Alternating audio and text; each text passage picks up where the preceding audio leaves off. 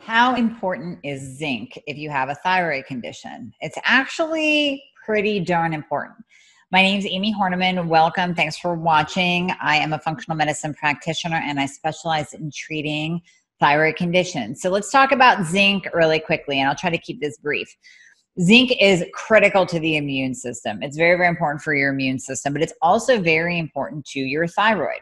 It does help, and it plays a huge role in the conversion of T4 to T3. So for those of you who are on T4 only medication or you're taking an NDT medication, it's very important that you support that conversion process. That T4 to the active thyroid hormone T3, that conversion process. Conversion must take place because remember, just a little side note, T4 is inactive, T3 is active. T4 must convert to T3 in order for your cells to pick it up. Your cells only have receptor sites on them for T3. So zinc helps out with this process. Low levels of zinc have been found in obesity, in obese persons, in those suffering with insulin resistance. We see low levels of zinc.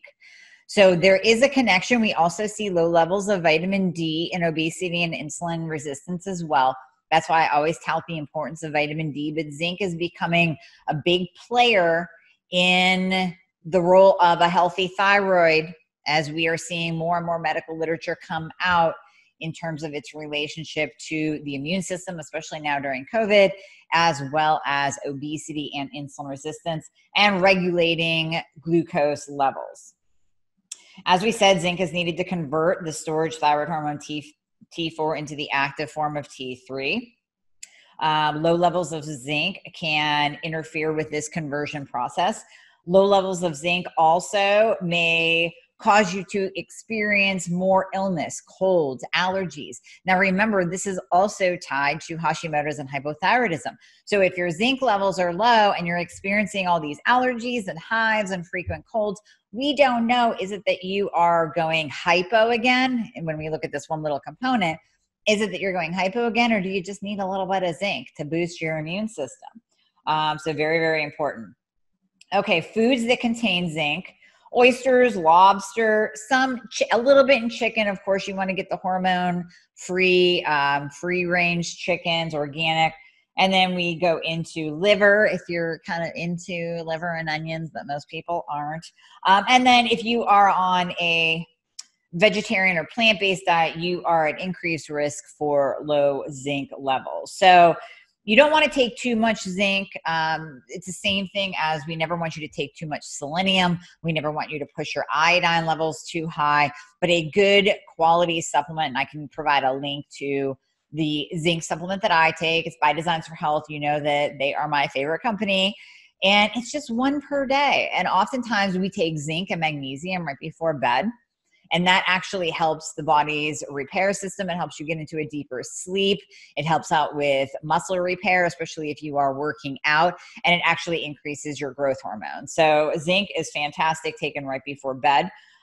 Some things that you might be feeling if you are zinc deficient: fatigue, insomnia, dry skin, brittle nails, white spots on your nails. Look for that if you don't have the fake nails on.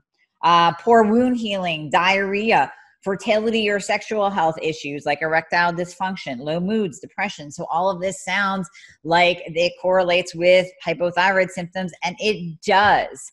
So in order to get you into your best health possible, of course, we have to optimize your thyroid. And that's really what I talk about a lot on here. And when I work with my patients, we're always looking at thyroid function. No matter who you are or what you present with, we look at thyroid function, we look at gut function, but we have to optimize your thyroid. And then we get into all the mineral levels like zinc, magnesium, iodine, selenium, and we look at all of those levels to make sure that they are in the optimal range, not just normal, but optimal range.